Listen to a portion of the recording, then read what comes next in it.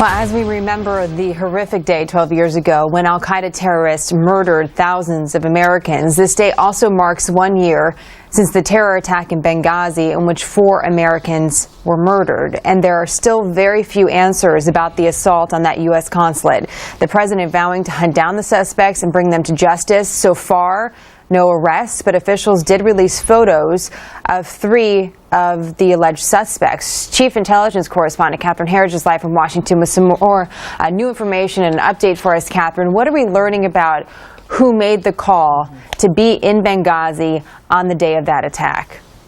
Well, thank you, Jenna. A review of congressional testimony and internal State Department memos show that the policy decision to have a consulate in eastern Libya with substandard security was made at the highest levels of the State Department that have so far escaped blame for the Benghazi terrorist attack. This action memo from December 2011, 9 months before the attack, signed off on the operation. The memo was prepared by Jeffrey Feltman, who ran Near Eastern Affairs at State, and cleared by the Undersecretary for Management, Patrick Kennedy. Seasoned diplomats say Kennedy would not have okayed the memo without clearing it first with Mrs. Clinton because it was a policy decision. We know also, based on congressional testimony, that Mrs. Clinton's personal goal was to establish a permanent presence in Benghazi. I would be amazed if he had not consulted at least with Deputy Secretary Burns, and I feel for a place as sensitive as Libya with Secretary Clinton directly and many others within the building. So I don't think he would have made what is a really fundamentally political decision purely on management grounds.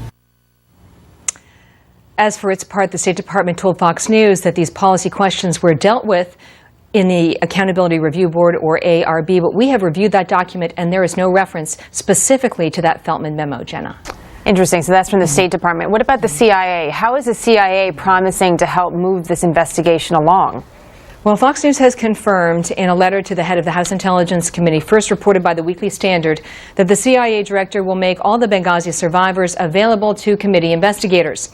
Also this morning, the Attorney General, for what is believed to be the first time, has publicly honored the 4 Americans murdered in Benghazi, including 2 CIA contractors, Ty Woods and Glenn Doherty, who died in a mortar attack on the roof of the CIA annex.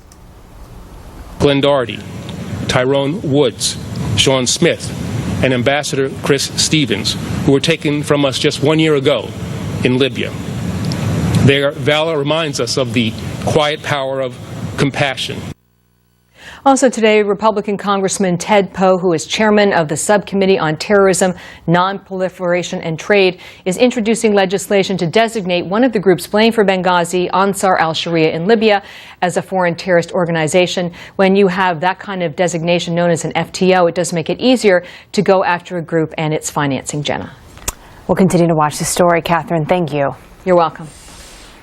And we will continue to take note of the events of this 9/11 anniversary. Also, a